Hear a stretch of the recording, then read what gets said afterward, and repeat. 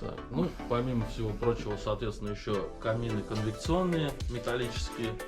Это вот Мета, Эко-камин, там Бавария, производители, вот, топки.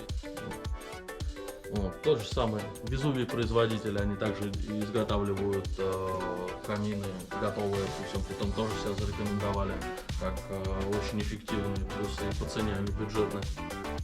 Вот, европейцы, словаки те же самые. Вот.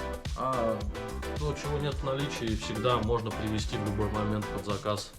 Ну вот ты Это- живешь же в доме, какой бы ты себе камин лично для себя выбрал? Ну, для себя, ну, пойдем покажу что-нибудь. Ну, вот что-то подобное, наверное, вот Гюнтера. Вот. Во-первых, большой, мощный. Он 12 киловатт, у него только номинальная мощность. То есть 100 квадратов он обогревает, не задумываясь.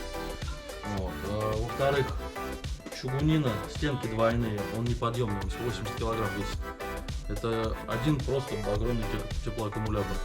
Дрова заходят полметра спокойно поперек и не задумываешься. Уж если совсем на край, даже если электричество выключат, то здесь одна большая варочная панель. Вот. И интересно, сколько он остывает, когда все догорит? 7-8 часов. Слушай, Это просто божественно. он еще сам по себе держит. Подобного плана каминчик, только поменьше, также чугунина. У меня у соседа стоит, буквально в 3 километрах от меня живет, уже 12 лет. Дом 6/8, и они другого альтернативного отопления у них вообще нет. То есть они живут круглый год там, и зимой только им топится. Ну, меньше 25 градусов плюсом у них не бывает в доме. ну открой, дай посмотреть тогда. Да, топка поражает, честно говоря, прям. А для чего эти полозья такие? Это змееобразные? специально подача воздуха снизу, чтобы полностью все прогорало, дрова. Либо можно перевести его в режим подового горения.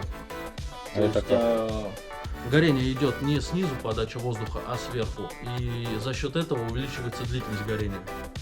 То есть, Интересно. получается, когда смотришь в стекло на огонь, он не горит, как вот в классическом варианте, да, от костра, а как бы плавает отдельно от дров в воздухе.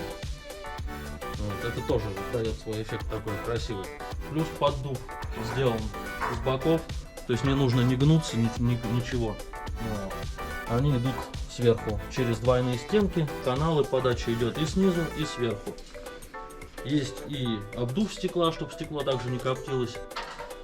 Вот, спокойно. Плюс, Да, хороший опять же, зольник высоко от пола находится, то есть полы сильно греться не будут как таковой. Стандартной термозащиты, вот, там минерит, керамогранит будет более чем достаточно. Слушай, ну спасибо, мне понравился твой выбор. То есть я себе бы, честно говоря, уже бы выбрал бы. Все, так что сделай, скажи, что ждешь ты всех остальных, приходите. Всегда, пожалуйста, у нас есть все. Все, спасибо большое, Олег. Будем приходить к тебе почаще. Будем ждать.